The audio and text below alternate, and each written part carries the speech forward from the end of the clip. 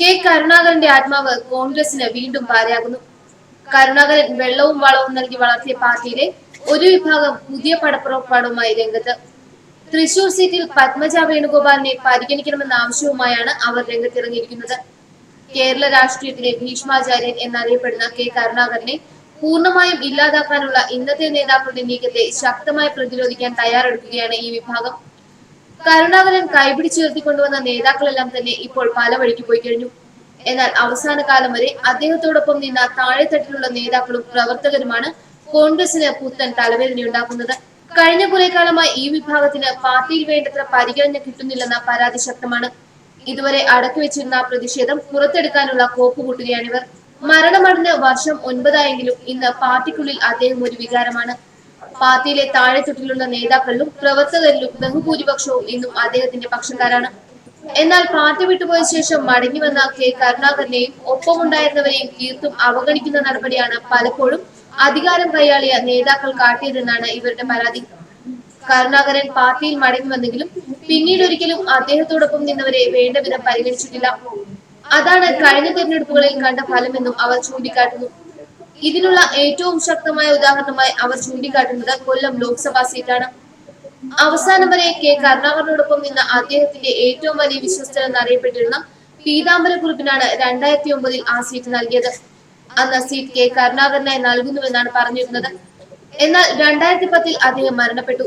തുടർന്ന് 2014 RSPയെ ഒപ്പം കൂട്ടാൻ വേണ്ടി കോൺഗ്രസിന്റെ ചരിത്രത്തിൽ ഒരിക്കലും ഉണ്ടാകാത്ത തരത്തിൽ സിറ്റിംഗ് MLA ആയ പീതാംബരക്കുറുപ്പിനെ ഒഴിവാക്കിയിട്ടാണ് പ്രേമചന്ദ്രൻ സീറ്റ് നൽകിയത്. പകരം മറ്റൊരു സീറ്റ് നൽകിയുമില്ല. അതിനുശേഷം പാർട്ടിയുടെ പുനഃസംഘടനയുൾപ്പെടെ നടന്നപ്പോഴും കെ കരുണാകരനോടൊപ്പം നിന്നവരെ അവഗണിക്കുന്ന നയമാണ് നേതൃത്വം സ്വീകരിച്ചത്. പാൽവഴിയുന്ന തരത്തിൽ ലീഡർ എന്ന് വിളിക്കുകയും പിന്നിൽ നിന്നും പണി നൽകുകയും ചെയ്യുന്ന രീതിയാണ് തുടർന്നു വരുന്നതെന്നും ഇക്കൂട്ടർ ചൂണ്ടിക്കാട്ടുന്നു. അതേസമയം കരുണാകരനെ ചതിച്ചവർക്കെല്ലാം കാലാകാലങ്ങളിൽ വൻ സ്ഥാനമാനങ്ങൾ നൽകി ആദരിക്കുകയും ചെയ്തു. ഇത് ഇരട്ട നീതിയാണെന്നാണ് കരുണാകര പക്ഷക്കാരുടെ നിലപാട്. കെ കരുണാകരന് ഒരു സ്മാരകം നിർമ്മിക്കാൻ പോലും നേതാക്കൾക്ക് കഴിയാത്തതും ഇതിന്റെ ഭാഗമാണ്. ഇതിനുവേണ്ടി നന്ദവനത്ത് സർക്കാർ ഭൂമി പതിച്ചു കൊടുത്തിട്ട് വർഷങ്ങളായി. എല്ലാ വർഷവും ചരമദിനത്തിലും ജന്മദിനത്തിലും കരുണാകര അനുസ്മരണം മുടങ്ങാതെ നടത്തുന്നുണ്ടെങ്കിലും സ്മാരകത്തിന് നൽകിയ ആ സ്ഥലം കാടുകയറി തെരുവ് നായ്ക്കളുടെ വാസസ്ഥലമായി മാറിയിരിക്കുകയാണ്. ഇതാണ് കേരളത്തിൽ കോൺഗ്രസിനെ തകരാതെ പിടിച്ചു നിർത്തി മുൻനിരയിൽ കൊണ്ടുവന്ന നേതാവായ കരുണാകരന് അദ്ദേഹം തന്നെ വളർത്തി വലുതാക്കിയവർ നൽകുന്ന സമ്മാനം.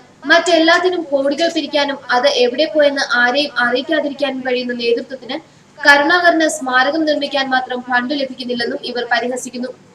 മാത്രമല്ല കരുണാകരന്റെ മക്കളായ കെ മുരളീധരനെയും പത്മജ വേണുഗോപാലിനെയും ഒതുക്കാനാണ് എന്നും നേതൃത്വം ശ്രമിച്ചത്. ഇനി ഇത്തരം നീക്കം അംഗീകരിച്ചു പോകാൻ കഴിയില്ല. അതുകൊണ്ട് അർഹമായ സ്ഥാനം വേണമെന്നാണ് ഇവരുടെ ആവശ്യം. ഇതിന്റെ ഭാഗമായി പത്മജ വേണുഗോപാലിന് തൃശൂർ സീറ്റ് നൽകണമെന്നും ഇക്കൂട്ടർ ആവശ്യപ്പെടുന്നു. തൃശൂർ കെ കരുണാകരന്റെ തട്ടവുമാണ്. ഇന്നും തൃശൂർക്കാരുടെ മനസ്സിൽ കരുണാകരൻ ജീവിക്കുന്നുണ്ട്. തൃശൂരിൽ പാർട്ടി തന്നെ ഇല്ലാതായത് കരുണാകരനെ മറന്നതുകൊണ്ടുമാണ്.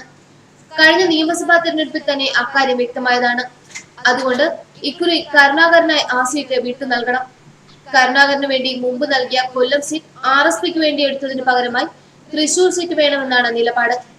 അവിടെ കരുണാകരന്റെ പുത്രിയായ പത്മജ വേണുഗോപാലിനെ സ്ഥാനാർത്ഥിയാക്കണമെന്നും ഇക്കൂട്ടർ വാദിക്കുന്നു. പത്മജ വേണുഗോപാൽ നിലവിൽ KPCCയുടെ ജനറൽ സെക്രട്ടറിയാണ്. തൃശൂർ കേന്ദ്രമാക്കിയാണ് അവർ പ്രവർത്തിക്കുന്നത്. അതുകൊണ്ട് തന്നെ അവിടെ നല്ല സ്വാധീനവുമുണ്ട്. പിന്നെ കെ കരുണാകരന്റെ മകൾ എന്ന പരിഗണനയും പൊതുവിൽ ലഭിക്കും.